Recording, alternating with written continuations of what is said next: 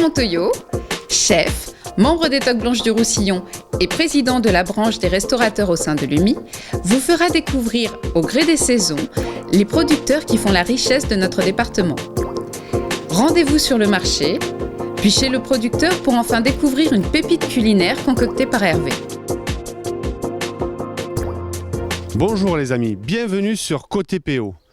Aujourd'hui, pour ce nouveau numéro du Baroudeur des saveurs, je me trouve à Saint-Nazaire. Je vous amène découvrir la cueillette de l'abricot du Roussillon, au domaine de l'Arca, chez Laurent Cambre. Un agriculteur passionné, mais aussi un vigneron de grand talent. C'est un ancien trésiste international qui a vraiment réussi sa reconversion et qui travaille avec le cœur et avec la passion. Je vous amène à sa rencontre. On y va.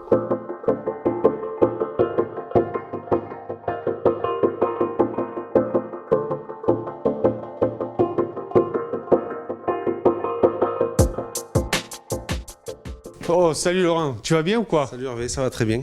Alors dis-moi, ben voilà, Laurent Cambre, vigneron, agriculteur à Saint-Nazaire. Comme je vous disais, il est passionné par son métier. Il nous fait de très bons vins sur Saint-Nazaire. Dis-moi, la cueillette de l'abricot a commencé alors? C'est ça, on est sur les variétés précoces actuellement, voilà, puisqu'on est une exploitation en polyculture avec trois types même de cultures, à savoir la vigne sur la structure vigneron indépendant, cave particulière, une production aussi fruitière d'abricots, et puis ça c'est plus récent, des olives aussi, quelques oliviers, pour faire un petit peu d'huile et donc un petit peu de vente directe. Donc tu as plusieurs activités. Voilà, même si c'est toi qui as le chapeau aujourd'hui, plusieurs chapeaux, plusieurs casquettes, comme on dit, sur lesquelles on jongle toute l'année au rythme des saisons. Et puis ça permet aussi de ne pas mettre tous les œufs dans le même panier, pardon. Alors dis-moi, le vin là, qu'est-ce que tu as comme vin à nous présenter là? Moi je connais très bien le Nazarius. Qu'est-ce que tu fais comme vin? Alors nous avons une gamme complète, des IGP, donc les anciens vins de pays, conditionnés en bag-in-box et en bouteille, aux AOP, les anciens AOC, voilà, les Côtes du Roussillon et les vins doux naturels, les muscades Rivesaltes, Grenat, Ambré. Et donc nous avons à travers ces différentes appellations, toutes les couleurs, blanc, rouge, rosé, des ambrés, des grenats, voilà, un peu tout, quoi. On a fait le choix pour une gamme large qui nous permet de travailler avec différents secteurs d'activité, tels que déjà dans un premier temps la vente directe. C'est très important pour une petite structure comme la mienne. Et puis après, les circuits comme le CHR qu'on appelle, café, hôtel, restauration, les cavistes et même une gamme développée pour la grande distribution. Et en plus, tes vins, en plus d'être excellents, tu as travaillé le design des bouteilles qui est aussi magnifique. Et merci. On s'applique, on considère que la présentation, le design, l'aspect marketing des produits fait partie entière de la présentation des produits. Ça finit en fait notre métier jusqu'au bout, puisque on se tanne le cuir toute l'année dehors, dans les vignes, et puis par la suite dans la cave pour élaborer des bons produits. Donc on considère que l'habillage, l'aspect marketing, c'est aussi important, qu'on ne va pas bâcler toutes les étapes pour lesquelles on a suivi toute l'année par une présentation médiocre. Pourquoi ne pas pousser le vice un peu loin jusqu'à se casser la tête pour séduire les clients aussi à travers une belle étiquette. Donc tu as les journées qui sont très longues. C'est ça, ouais. On s'ennuie pas, on enchaîne déjà les saisons, les différentes cultures par rapport aux différentes saisons. Et puis on est parti du principe que pour valoriser au mieux notre métier, on gérait tout de A à Z. Voilà, de la plantation à la production, la culture, évidemment. Ça, c'est le métier d'agriculteur. Et puis ensuite, on a décidé de transformer et de commercialiser nous-mêmes les produits. Chose que l'on fait en interne dans l'entreprise, puisque j'ai embauché du personnel également pour ça, pour s'occuper de la partie commerciale. faut être sur tous les fronts. C'est ça, tous les fronts. On est agriculteur avant tout, je le répète. C'est quand même notre métier, notre passion. Mais c'est vrai que le métier d'agriculteur, comme le concevaient les anciens il y a quelques décennies en arrière, ça a largement évolué. Aujourd'hui, on est une entreprise à part entière et une entreprise qui fait de la gestion en s'occupant de A à Z de sa production et de sa commercialisation. Voilà, ça passe par tous les secteurs. Donc c'est vrai on s'est rajouté des casquettes, on parlait tout à l'heure des différentes tâches. On s'est rajouté des casquettes, mais c'est nécessaire à développer au mieux notre activité et surtout à valoriser nos magnifiques produits du Roussillon. En fait, toi qui es ancien trésiste international, tu rentres à mêlée tous les jours, quoi. Tous les jours, il faut que tu pousses. Pourquoi tu dis ça en souriant J'ai rien contre les trésistes. On sent que le côté trésiste est toujours sujet à boutade avec notre ami Hervé. Mais ouais, d'autant plus puisque tu m'épingles. D'autant plus qu'à 13, je ne sais pas si tu as remarqué, ça prouve que tu ne vas pas souvent voir les matchs. On ne pousse pas les mêlées. Donc on va dire qu'on doit quand même s'accrocher. Ouais, voilà. On fait du fractionné. Alors, par contre, à 13, on a fait beaucoup du fractionné.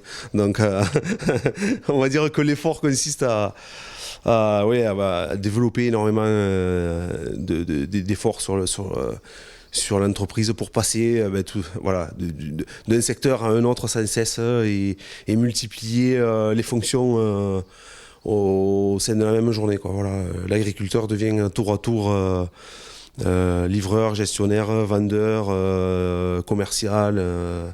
Voilà, quoi. Ouais, il y a tout. Mais écoute, alors, tu vas nous présenter tes vins et puis après on va aller sur l'exploitation. Avec plaisir. Alors Laurent, là, tu vas nous présenter tes vins. Enfin, je les ai sélectionnés un petit peu parce que je connais bien tes vins. Et voilà, il n'y a pas toute la gamme, mais ce sont mes vins préférés que tu fais. Donc si vous voulez découvrir les autres vins de Laurent Cambre au domaine de l'Arca à Saint-Nazaire, vous venez le rencontrer. Il est juste derrière le stade. Un magnifique caveau. Il pourra vous proposer une palette de vins vraiment diverses et variées, du cubi à l'IGP, à l'AOP, enfin tu as toute une très belle gamme. Donc là, tu as le Macabeu. Donc comment tu l'as appelé celui-là? Alors ça c'est la cuvée Terreau Bouchat, du nom du lieu-dit en fait. Terreau Bouchat, du latin terra buxus, terre de buis, voilà, tout simplement. Il n'y a pas de connotation catalane dans ce mot-là. Donc c'est un blanc sec.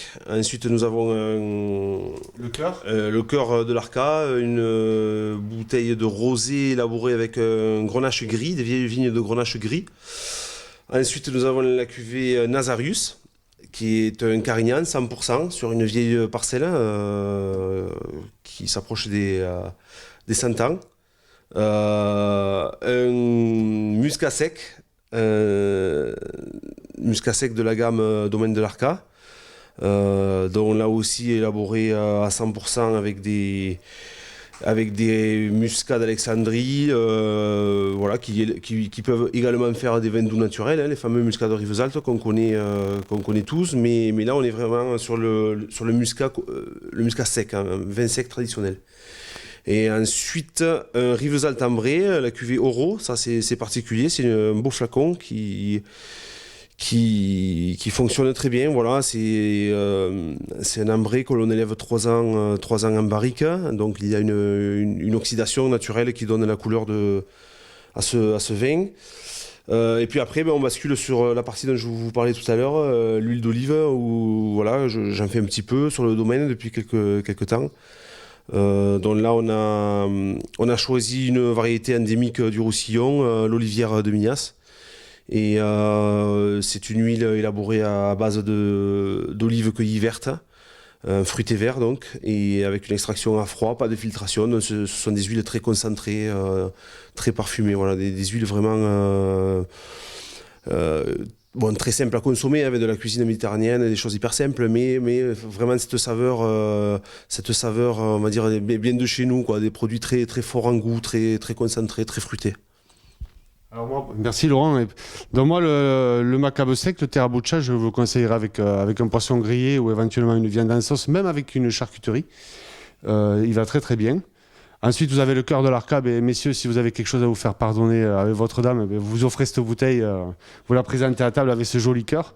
Comme ça, vous arrangerez ce qui s'est passé avant. Ensuite, une bonne grillade pour accompagner, vous pourrez prendre ce Nazarius ou une petite viande en sauce légère aussi, ça se mariera très très bien. Le muscat sec ira très bien avec un foie gras, hein, Laurent? Oui, également. Et ensuite, si vous voulez finir le repas en toute douceur et avec un moment vraiment exceptionnel, un petit dessert au chocolat ou un dessert à base d'abricots, de cerises, vous pourrez prendre l'Oro. Vraiment, le flacon est magnifique et je vous assure que le contenu est extraordinaire, vraiment très très bon. Et ensuite, vous avez l'huile d'olive. Mais cette huile d'olive, Laurent, plutôt l'utiliser pour les assaisonnements, hein, pas trop pour la cuisson. Oui, voilà, ce sont des huiles très concentrées, donc c'est dommage de les passer en friture, quoi, hein, c'est vraiment dommage, quoi. Ce sont des huiles très parfumées. Oui, très parfumées, donc c'est un trait d'huile, ça fait partie vraiment, on peut le considérer vraiment comme un aliment, quoi, hein, tellement que c'est concentré. C'est dommage, on les gâcherait, quoi, voilà, de les faire cuire déjà aussi de par le positionnement prix. Ce sont des huiles qui ont très peu de rendement, qui sont faites avec des olives à très faible rendement, donc évidemment il faut savoir le savourer, quoi. Écoute Laurent, maintenant que tu nous as expliqué ta partie sur ton domaine, sur ton caveau, on va partir peut-être voir l'exploitation. Oui. Là tu as l'équipe qui est à la cueillette. C'est ça, actuellement on cueille les abricots, là, les premières variétés précoces, hein. Donc on a une équipe de cueilleurs actuellement dans le champ, voilà, on va voir si tout se passe bien. Eh ben on y va. Écoute, et j'ai oublié de vous dire, Laurent vendange manuel, pas de machine, donc il vendange encore à l'ancienne. Donc vraiment, si vous voulez découvrir et déguster de très grands vins, de très bons vins dans le département, venez voir Laurent Cambre au domaine de l'Arca, il vous accueillera avec grand plaisir. Allez, à tout de suite, on se retrouve sur l'exploitation. On est dans la jungle. On est dans la jungle. Alors, explique-nous un petit peu là, est-ce que là, il y a la maturité sur l'abricot ou pas là?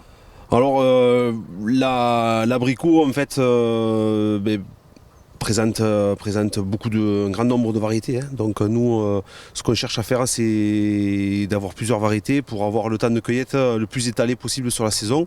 Commencer des plus précoces, qui démarrent mi-mai, et aller sur les plus tardifs, qui peuvent aller jusqu'à fin juillet.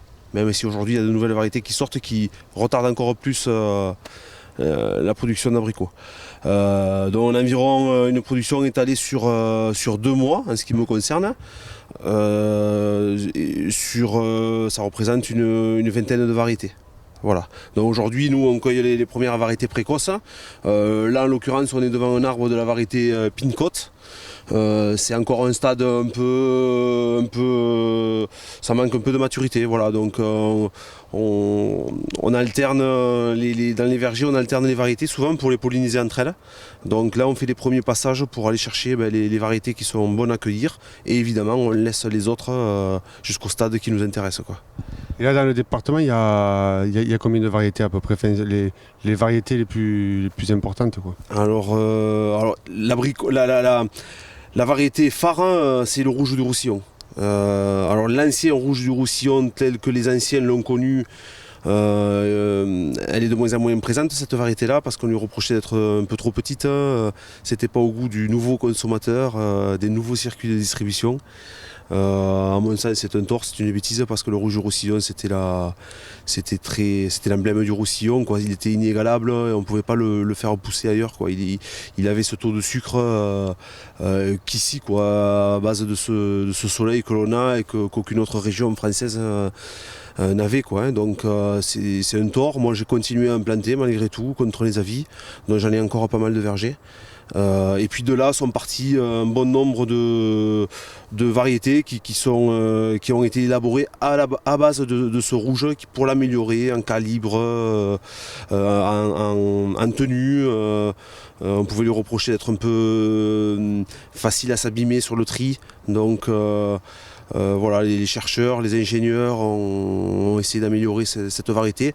Après, il y a quand même de nombreuses variétés qui continuent à sortir chaque année, de nouvelles variétés. C'est un peu la course en avant. C'est difficile d'être sûr des variétés que l'on sélectionne.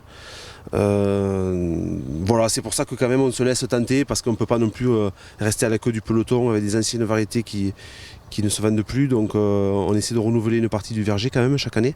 Mais il est difficile de trouver l'osmose entre les variétés savoureuses, demandées sur la partie commerciale, et puis quand même avant tout c'est le respect du consommateur avec des abricots qui tiennent la route, quoi. Question saveur, question sucre.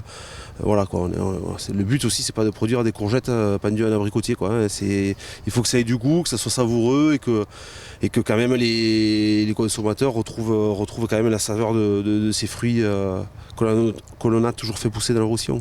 Et là, cette année, pour l'année 2016, la récolte se présente comment? Elle se présente bien, moyennement? Bon, bien sûr, il y a les aléas climatiques, mais pour l'instant, ça se présente bien ou pas? Oui, pour l'instant, on ne se plaint pas. On a eu un peu peur quand même. Ils annoncent des épisodes de grêle. De grêle. L'arrivée du tracteur. On va se faire écraser. On va se faire écraser. Moi, le chauffeur est un fou furieux.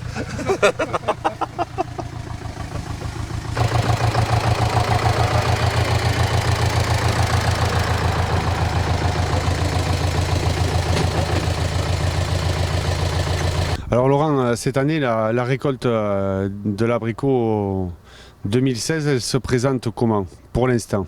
Pour l'instant, tout se passe bien. C'est assez chargé, il y a des fruits. Après, on a eu quelques frayeurs quand même, puisque tout le monde se plaint du mauvais temps, des risques de grêle. On y est passé à travers plusieurs fois. Dans des villages voisins, malheureusement, ils ont eu quelques épisodes qui a abîmé leur production. Bon, pour l'instant, on est passé à travers. Laissez-moi toucher du bois, comme on dit. Voilà, c'est la crainte en fait. Hein. Aussi, non? Ouais, Ça fait dur, hein. ouais, voilà, c'est ça. Ouais, c'est la crainte toujours de l'agriculteur, quoi. La récolte est dehors, et tant qu'on n'a pas fini les cueillettes, on a toujours peur d'un épisode de grêle. Bon, en hiver, au printemps, c'est le gel sur la floraison. Et voilà, il y a toujours quelque chose, quoi, qui nous fait flipper. Bon, pour l'instant, voilà, on cueille, tout se passe bien. Même si, voilà, on aimerait toujours que ça se passe, qu'il y ait zéro problème, zéro souci. Voilà, mais bon, dans l'ensemble des choses, la qualité est là, le beau temps nous accompagne. Voilà, ça devrait aller. Et après, si je comprends bien, en fait, tes trois activités dépendent, tu es vraiment tributaire du temps. Voilà, en fait j'ai peur toute l'année. Stress toute l'année. C'est pour ça que tu prends de l'estomac. Hein, c'est ça. Tu fais du stress nerveux, voilà. Ça te fait prendre de l'estomac. Non, en fait je mange trop bouilli, trop de légumes bouillis, alors je fais de la rétention d'eau. Et là, au niveau des prix, est-ce que c'est difficile pour toi d'obtenir un bon prix pour ta production d'abricots, ou qui c'est qui mène à la danse, hein, on le sait, des fois c'est assez compliqué. Comment ça se passe? C'est la partie qui fâche, on va dire. Quand il faut en parler justement. Ouais, quand on aborde la partie commercialisation, c'est la partie qui fâche, parce que malheureusement, lorsqu'on produit beaucoup, on est soumis à des règles de distribution avec des intermédiaires. On ne peut pas se gérer notre vente tout seul, on produit trop pour nous vendre notre production tout seul. Donc on doit faire appel à des intermédiaires qui souvent ne jouent pas le jeu. C'est pour ça que souvent ça gueule, que la profession gueule un peu, parce qu'on n'est pas satisfait, qu'on n'est pas content, que les intermédiaires exagèrent sur les marges. Le producteur, lui, c'est le premier maillon de la chaîne. Souvent on nous donne des prix qui ne nous payent pas notre travail. Voilà, c'est chaque année le même problème. Enfin, déjà, je l'entendais dire à mon père, déjà quand lui exerçait il y a des décennies en arrière de ça, c'était déjà le même souci, puis ça n'a pas évolué, quoi. Voilà, on travaille toute l'année pour des prix qui ne sont pas garantis. La grande distribution aussi n'est pas là pour nous aider en agissant fortement sur un blocage des prix au niveau des centrales d'achat. Et du coup, voilà, l'agriculteur, lui, ne s'y retrouve pas. Tous les aléas dont on parlait, souvent ne sont pas couverts, quoi. Moi, il m'est arrivé de faire des saisons, de travailler un an, puis de faire des saisons. Et Une fois les salariés et les emballages payés, de ne pas avoir assez d'argent pour couvrir les frais de culture de l'année, quoi. Voilà. C'est la partie qui fâche un peu. Ouais. Et ça, c'est totalement normal parce que vous donnez du mal toute l'année pour produire un produit de qualité qui est reconnu en plus dans le département et au-delà du département. L'abricot du Roussillon, c'est vraiment, quelque chose de très très bon. Et le problème, il est que vous n'arrivez pas à vivre de votre travail. Et ça, c'est pas normal. C'est pas que sur l'abricot, d'autres fruits, la pêche, voilà. Avant, il se faisait des tonnes et des tonnes de poires dans le département, il s'en fait quasiment plus. Les gens ont été découragés, ont arrêté. C'était le cas aussi sur du raisin de table. Voilà, on est plus concurrentiel, quoi, face à l'Espagne, l'Italie, voire les nouveaux pays du Nouveau Monde. Voilà. Ça arrive. Putain, je vais tanner mon tractoriste. On va couper là. Il y a Jeannot qui arrive avec son tracteur. Il fait exprès. Voilà. Il a sa belle brosse là. Voilà. Bon, on va se retrouver sur la cueillette.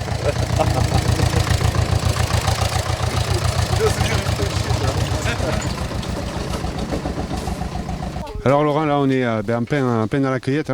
Donc ils ne cueillent pas comme ça tous les abricots en fait, ils sélectionnent. Ouais, c'est ça. On cueille les abricots qui sont seulement à maturité. Donc ça demande plusieurs passages sur la même variété. On passe successivement, retirer à chaque bout de branche les abricots qui ont pris de la couleur, qui ont mûri, et évidemment on laisse les autres jusqu'au prochain passage. Voilà. Voilà. En fait, sur l'exploitation, tu as plusieurs variétés. C'est ça, on a j'ai un peu perdu le compte, mais peut-être près de 25 variétés différentes. Donc, ce qui nous permet d'étaler la récolte sur environ 2 mois. Et le principe, c'est de ne pas avoir de trous dans les périodes de cueillette, quoi, de passer d'une variété à une autre. Évidemment, puisqu'on fait ces passages successifs dont je parlais, on est amené à faire évidemment marche arrière, c'est-à-dire une fois qu'on a cueilli une variété, on passe à une autre et puis on reprend celle d'avant qui en 3-4 jours a mûri. Voilà. Donc on fait ça tout l'été, voilà, différents passages pour jusqu'à qu'on épuise les arbres, quoi, voilà, tout simplement. Et après, quand la cueillette est terminée, est-ce qu'il y a un travail sur les arbres ou tu attends carrément l'automne ou l'hiver pour retravailler? Alors, les arbres, en fait, ils ont beaucoup forcé pour produire. Ils ont porté la récolte sur leur dos, comme on dit.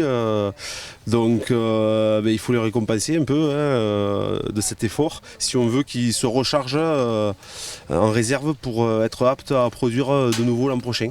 Donc, on a un travail de fumure du sol que l'on fait après récolte. De nouveau, et puis on a quand même un ou deux traitements aussi sur ces arbres. On entend tous parler de l'oïdium, voilà, des choses comme ça, donc que l'on doit préserver évidemment. Et puis les arrosages qui n'arrêtent pas de tout l'été, même jusqu'à souvent en fonction des années, jusqu'à après les vendanges, on continue à arroser les abricotiers, quoi. Donc tu les bichonnes après la récolte, tu traînes pas. C'est aussi important avant qu'après. Voilà, on va dire si on regarde à court terme, c'est une erreur. Il faut vraiment prévoir le cycle végétatif à long terme. C'est-à-dire que penser que lorsqu'il a fait son effort, on va lui redemander de recréer des réserves pour être opérationnel pour l'an prochain. Donc si on ne fait pas toutes ces opérations culturelles dont je vous ai parlé, on va se retrouver avec un arbre stressé, un peu à l'agonie, quoi, qui va peiner et qui sera pas assez fort l'an prochain pour rebooster son cycle. Ça t'arrive de parler aux arbres? Des fois en rentrant, non, mais c'est l'époque où je rentre tard. Non, mais c'est vrai qu'on est attentif à ça, quoi. Mais c'est vrai qu'on travaille avec la nature, quoi. Donc on doit être attentif à tous ces signes. Il ne faut pas regarder que récolter, vendre, récolter. Voilà. Il y a le respect de la terre et le respect de l'arbre. Ouais, et puis après, ce sont des plantations pérennes, au même titre que la vigne, quoi.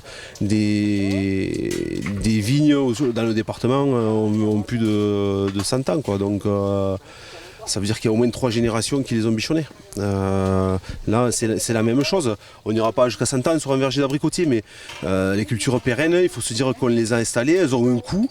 Dès le départ, c'est un investissement. Donc à nous de réfléchir à comment amortir au mieux cet investissement. Donc il faut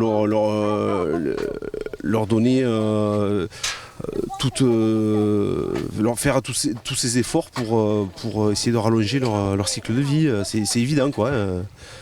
Ensuite, des fois, évidemment, on n'est pas content d'une variété où le verger est vieillissant, il perd de la vigueur. On a envie d'essayer de planter de nouvelles variétés. On décide de tronçonner, d'arracher le verger, de le remplacer par une autre variété. Voilà, après, il ne faudrait pas que sur une exploitation, ces choix-là soient guidés par un mauvais entretien qui nous oblige à arracher systématiquement parce qu'on a foutu le verger dans un état catastrophique. En fait, c'est juste quand l'arbre arrive en fin de vie, quoi, en fait, qu'il a ses produits, il faut changer. C'est l'idéal, voilà. Ça c'est. Tout à l'heure, on disait agriculteur, chef d'entreprise. Voilà, ça fait partie de la gestion de l'entreprise, quoi. C'est évaluer quel verger nous rapporte encore, celui qui ne rapporte plus. Il faut prendre une décision, voilà, à un moment donné. Super. Excusez-moi. C'est les aléas du métier. Allô ? Laurent, je te remercie de nous avoir reçus dans ton exploitation. On a vu, tu nous as bien expliqué le travail de l'abricot, ses difficultés, et puis aussi le plaisir et la fierté, parce que c'est pas avoir de l'ego surdimensionné de dire que tu es fier de faire ce métier, mais tu es fier parce que tu fais des bons produits et en plus tu respectes la nature, comme j'ai expliqué, là, tu prends soin de tes arbres. Donc, je te remercie de nous avoir reçus, de nous avoir donné plein d'explications. J'espère que vous êtes tous bien régalés avec les explications de Laurent et surtout que je vous ai donné envie de venir découvrir ce vigneron passionné et passionnant. Je retiendrai qu'on ne pousse pas la mêlée à 13. Merci Laurent. Non mais de rien, ça me fait plaisir de vous recevoir et voilà, ça fait partie aussi de notre métier, montrer ce qu'on fait. Montrer aux gens, aux consommateurs aussi l'idée que l'on a, qu'on se fait de notre métier. Voilà. Il ne faut surtout pas se cacher quand on fait un beau métier, dur. On est souvent, ton métier, c'est les aléas du climat. Et donc, il ne faut pas rester caché, il faut montrer que vous faites vraiment du bon travail. Il y a de très bons vignerons dans ce département, il y a de très bons agriculteurs qui travaillent avec la passion et qui malheureusement ne sont pas toujours récompensés de leur travail, de leur dur travail, comme beaucoup de professions d'ailleurs. Donc merci à toi Laurent de nous avoir accueillis dans ton domaine si vaste, avec tes 3 activités. Maintenant moi je vais passer en cuisine. Alors je vais faire une recette de cuisine à base d'abricots. Pour faire cette recette, je vais rejoindre un ami dans ses cuisines. C'est le beau gosse des Toques Blanches. Je vous laisse le découvrir à tout de suite. Allez, ça y est, on arrive à la ville. On est de retour de Saint-Nazaire. On arrive au Clos des Lys. Moi, je vais partager l'émission, comme je vous ai dit, avec mon ami Franck Séguré des Toques Blanches. Il ne faut pas lui dire, mais c'est le beau gosse des Toques Blanches. Allez, je vais le chercher. Franck, il est où Franck? Ah, ça y est, on arrive dans les cuisines. J'ai fini par trouver Franck. Salut Franck. T'as eu du mal à venir ou quoi? Écoute, on arrive de Saint-Nazaire, là, de chez Laurent Camon, là, qui nous a montré sa production d'abricots. Et il faisait beau. Il faisait beau.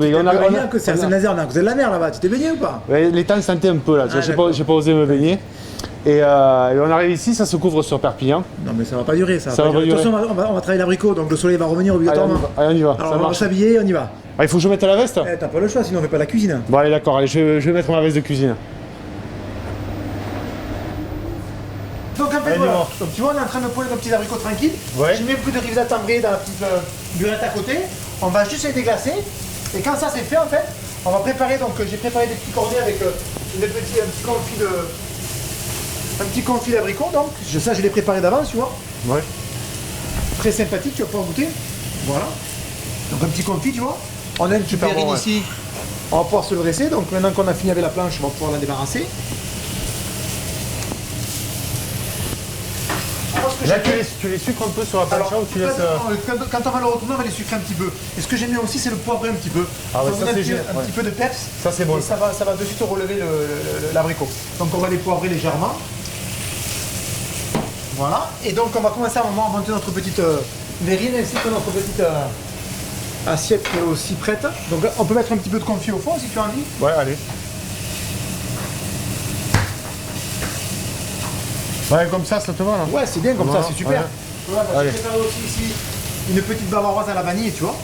Petite crème montée avec la vanille, que je te laisse faire. On va mettre un petit peu dans le verre aussi. Allez. Voilà. Tu peux goûter si tu veux, tu vois. On sait jamais, ça pourrait être à la moutarde. Ouais, c'est bon. Ouais, c'est bon. Voilà, donc regarde nos abricots. J'avais pris un petit peu d'avance, je les ai préparés déjà avant de commencer.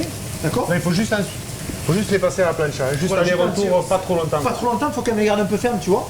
Ouais. Elle les sucre un petit peu, mais ce qui est important, c'est tu vois, je les dégage un petit peu avec le grisage et on va les sucrer un petit peu. Voilà, impeccable. Donc, maintenant qu'on a fait ça, on a la petite plaque. Donc, je vais mettre ça, en fait, on va pouvoir peut-être les couper un petit peu ici. On prend un petit abricot comme ça, on se le coupe légèrement. Tac. Et on se le monte dessus, tu vois. C'est un petit abricot comme ça posé dessus. Tu vois, ça peut être sympa de faire ça. Voilà. Et j'ai préparé une petite tuile de chocolat hop, qu'on peut poser dessus. Et là, tu as un petit dessert très sympa. Frais. Voilà, très frais, impeccable, tu vois, c'est super. Ouais, c'est joli, ouais.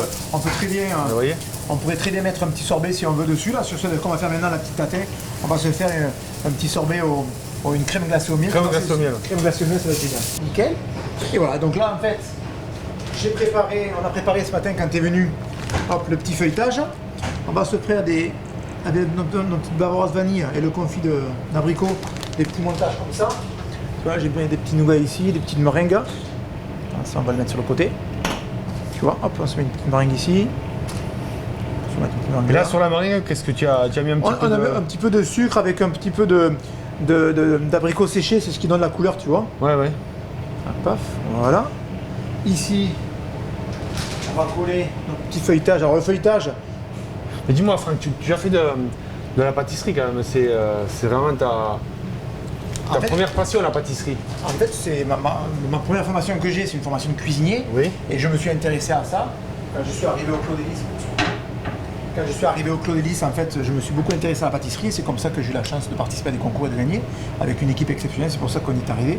Et aujourd'hui, donc, je me régale de travailler à la pâtisserie. Donc tu as été meilleur Champion de France dessert. champion. Vous avez là le champion de France des desserts. En quelle année déjà? 99. Oula, le temps passe. C'était hier. Mais Attends. tu es toujours un champion. Ouais, quand même. ouais, ouais. Je m'aperçois que t'as les cheveux blancs toi aussi quand même. Ah oui, parce que on va vous dire quelque chose Non, tous les mais deux, on c'est peut qu'on a fait le service militaire ensemble avec Franck il y a... C'était hier. C'était hier, ouais, on va dire que c'était hier. Juste voilà. avant-hier. Juste Et avant-hier. entre-temps, il est devenu champion de France des desserts. On a eu de la chance. Hein. Voilà, super. Ok, donc là on prend les abricots. On peut se les monter, tu vois. Alors le feuilletage, comment on a fait? On a pris notre feuilletage. Si on n'a pas envie de faire le feuilletage, on peut très bien le demander à notre boulanger. Oui. Il va vous préparer la pâte feuilletage crue, pardon. Et vous le prenez, vous la sucrez bien sur le dessus, vous la retournez, vous la sucrez bien, et vous mettez ça entre deux plaques et vous cuisez ça au four à 180 degrés. Et ça ne va pas développer et le feuilletage va caraméliser. C'est comme quand on fait un millefeuille. Et là, ça va nous servir de base pour notre tarte à thé. Donc là, le feuilletage, ce qu'il veut dire, c'est qu'on le coince entre deux plaques, donc pour pas qu'il Gonfle. gonfle, Qu'il mais développe, tout à faut fait. pas le piquer. Non, je Parce vais que, pas piquer. parce que si vous le piquez, ben, le sucre que vous avez mis va rentrer dans votre feuilletage au moment de la cuisson et ça va pas faire ce joli glaçage Dessus, tout à qu'il y a fait. sur le dessus. Tout à fait. Voilà, et donc Franck là, avait oublié de préciser. c'est mais pour tu ça vois que- que t'es un vrai spécialiste. T'es un vrai professionnel. Donc voilà, donc là on a nos abricots qui sont posés. On peut mettre, si on veut terminer, avec un petit peu de bavaroise vanille dessus. Et j'ai préparé aussi une crème glacée au miel. Je vais aller la chercher. Ouais, crème glacée. Crème glacée au miel. Donc voilà, donc j'ai été chercher ma crème glacée au miel Ça y est, tu as trouvé ta glace.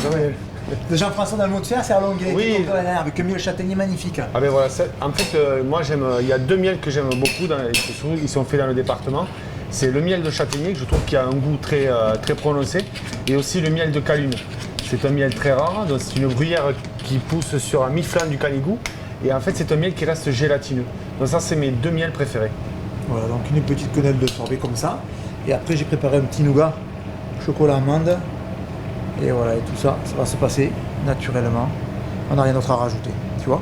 Et alors on a préparé, je sais pas si tu les vois, on a cuit tout à l'heure tous les deux, tu te rappelles? Oui, les madeleines. Nos petites madeleines, on peut les attraper peut-être, je sais pas si... Bon, on va s'avancer. Oh, hein si tu veux, t'en peux. Tiens, on va s'avancer. Regardez l'assiette que vous propose mon ami Franck. Qu'on propose, parce que tu as participé aussi à ouais, un stand d'abricot, comment j'aurais fait?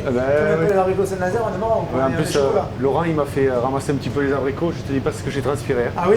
Ouais. Et donc si tu prends la madeleine, pareil, tu Ouais. vois, elle est faite avec le même miel. Donc quand on cuit la madeleine, on monte le beurre à température avec le miel, au moins à 125-130 degrés. Et donc on a vraiment un appareil qui est très très dense. Et le fait de préparer l'appareil madeleine, il est toujours important de le cuire que 2-3 jours après. Il vaut mieux l'avoir au frigo, bien le laisser reposer, qu'il y ait une bonne cristallisation de tous les ingrédients. Et après quand tu cuis ça, on le voit, elle pousse toute seule, regarde comme c'est beau ça. Ouais. Magnifique. Vous voulez goûter? Mais Franck, il travaille pas trop. Après, il va grossir. Faut pas trop lui en donner. Hein. Si, il mérite. Mais... Voilà, qu'est-ce que t'en penses? Ah, c'est très très bon. En plus, ça fait très léger. C'est l'été qui arrive. Quoi. Tu devrais goûter peut-être la glace, parce que tu n'as pas goûté la glace. Prends le micro derrière, mets-le là.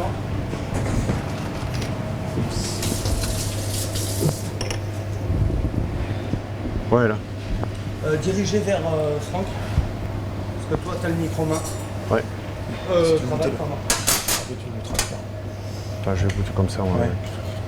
Donc tu vois cette crème glacée, c'est une crème anglaise traditionnelle qu'on fait avec ce miel. Il y a un parfum magnifique et ça se marie très très bien avec l'abricot. On ne les a pas trop sucrés à la plancha, quand on les a... Et le sucre est apporté par cette crème glacée qui va fondre sur l'abricot. Et ce confit que tu as goûté tout à l'heure qui est fait avec les abricots. Ah oui, ça c'est très bon. En plus, ça fait un dessert qui Puis on a le croquant avec le feuilletage, le croquant avec les petites meringues et le nougat chocolat qui accompagne. Il n'y a pas trop de sucre, il reste un petit peu l'acidité de l'abricot. Important. Et la glace au miel qui va légèrement sucrer. Qui va apporter le sucre sur l'équilibre, tout à fait. Plus le petit glaçage sur le feuilletage. Et... Voilà. Par contre, il y a une petite astuce pour les madeleines. Oui. Si vous voulez refaire des madeleines chez vous, nous on a des fours professionnels. Éventuellement, vous pouvez mettre déjà une plaque au four, sans rien dessus, qu'elle soit bien chaude. Oui. Et vous posez votre moule à madeleine avec l'appareil dessus. Ça va démarrer la cuisson. Ça va démarrer la cuisson et ça va vous faire la petite bosse sur la madeleine. Voilà. Ça, c'est notre...